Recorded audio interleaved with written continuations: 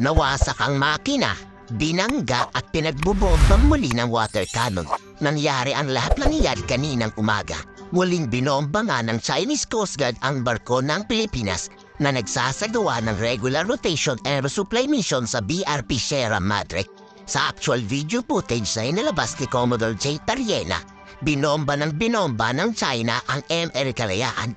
Dito nasira ang makina ng barko na nagresulta sa hindi pag-andar nito. As in sira talaga ang engine ng barko. Napilitan tuloy hilain ng Philippine Coast Guard pabalik ng Palawan ng ML Kalayaan.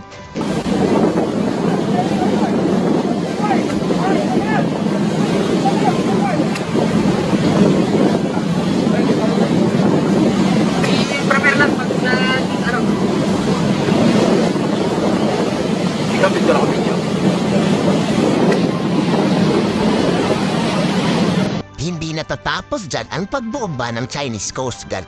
Kamuntikan ring masira ang isa pang barkong ginagamit sa resupply mission. Muli na naman kasing binangga ang kunay sa May 1 ng Chinese Coast Guard.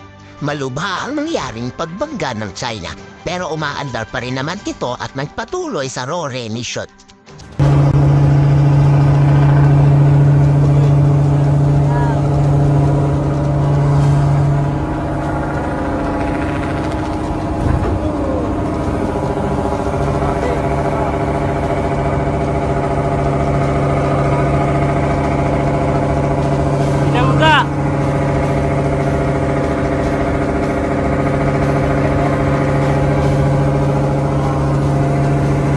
Wala ring tigil ang China sa pagbobomba sa BRP Cabra ng Philippine Coast Guard.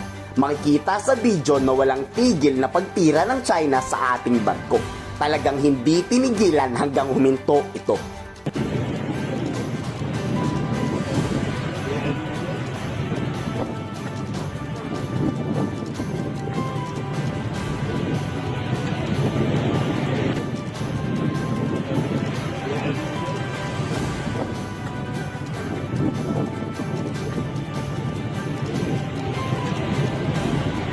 Makikita rin na habang nasa biyahe ang ating Philippine Coast Guard, kita-kita ang paglalagay ng Chinese Coast Guard ng panibago na namang floating barrier sa West Philippine Sea.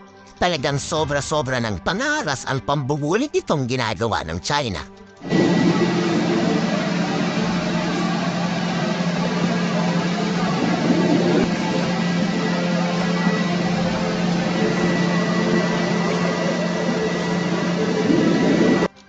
Talagang walang mangyayari rito kung puro protesta na lang ang gagawin ng Pilipinas. Habang tumatagal ay lalo sobrang nagiging agresibo ang China.